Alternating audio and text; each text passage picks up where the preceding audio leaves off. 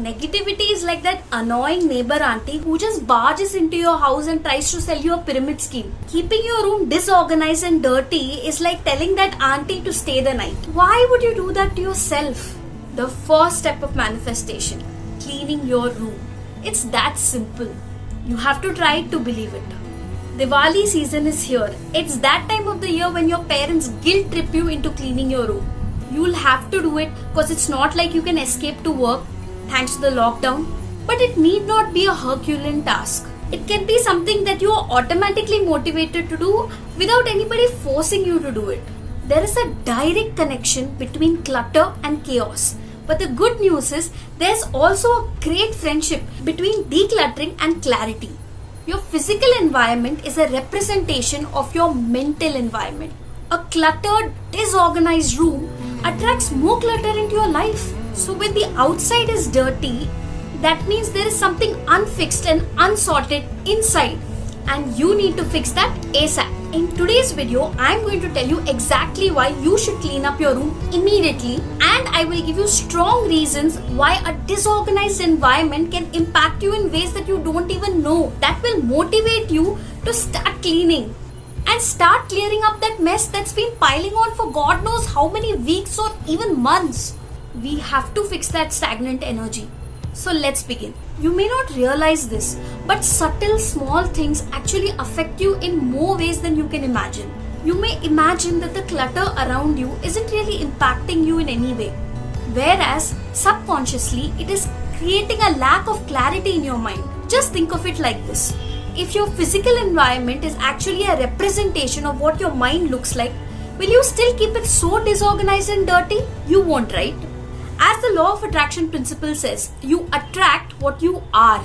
So if you're sitting on a pile of dirt that represents Ross's paleontologist girlfriend's dirty room, then you are in big trouble.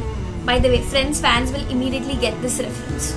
Imagine if one of your relatives just pop into your house one day and see that pile of dirty clothes on your chair, or that dusty fan, or those walls full of cobwebs. Won't it be embarrassing for you? When you don't want others to see your mess, when it embarrasses you so much, why put your own self through it? Day after day, being surrounded by mess is actually a representation of what you are procrastinating constantly. You've been procrastinating cleaning that drawer, throwing out things that have expired and things that you don't even need. You've been procrastinating going through your clothes closet and just end up rolling random clothes in a bunch. We all are guilty of doing this at some point. But if you want to be a powerful manifestor, you have to change this. Because having a clarity of what you want, what your innermost desires are, is the first step of the law of attraction. And how can you get there? First thing, clean up your physical environment immediately.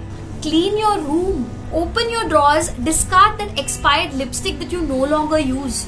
It's just lying there occupying extra space in an already congested drawer. Give away those tight clothes to donation to people who actually need it. Now, I am assuming that you're well off and you have a share of all the materialistic things. It's time you give away things that you no longer need. Ask yourself, what is holding you back? Give it to people who actually need it and will make good use out of it. Maybe it's just an extra top for you in your closet, but for someone else, it can be their new Diwali dress. In difficult times like these, it's always nice to donate things like clothes, bags and shoes to those who will value it much more than you ever will. There's no point of hoarding things and keeping that extra pair of jeans that you don't even fit into just as a decoration piece or just because it's too expensive. If your closet is bursting with clothes, it's time you give away some of it. You know what I did? I went through my entire clothes closet and all the things that didn't fit me, I put that into a separate bag. Then I googled NGO near me and asked them if they are willing to accept clothes, bags, shoes and other miscellaneous products. I assured them that most of these products are new and I'm giving it away only because they don't fit me anymore and that they are in good condition. You can do the same thing. Thankfully they agreed and I called up a Swiggy guy and asked him to deliver these things to that NGO. That's it. Done. My closet feels lighter, my room feels cleaner, and those nice clothes that don't fit me actually go to people who will really cherish it. And of course that added bonus of that feeling that you've done something good for the society. Doing a good deed always feels great, doesn't it? Don't you recycle the stuff on your laptop? Click on delete forever so it clears up your memory space so your machine can run smoothly. But what about you? You need to treat yourself well and free the clogged up headspace. Freeing your mind space will make more room for better ideas and lots of creativity. Clutter is stagnant energy and you don't want that kind of energy in your room where you spend most of your time. Remember, every time you see a cluttered room, it'll be like a physical reminder that work is still pending, and for as long as it lies there, it's going to trigger that thought every time you see it. And that's not a good feeling to have.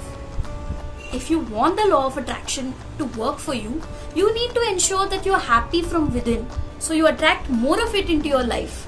You need to ensure you have clarity of thought. By ensuring that your physical environment is clean, you can attract more of clarity into your life. Whatever feeling you put out there in the universe, you are going to attract the exact thing back. So you have to be more cautious about the way you're feeling. You have to safeguard your headspace. You can't control what is going to happen next or what life is going to throw at you.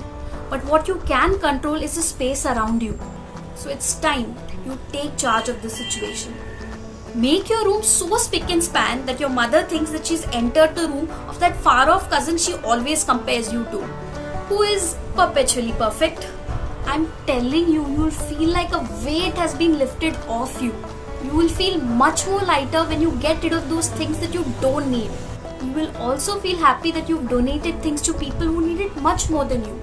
I assure you, you'll feel much better.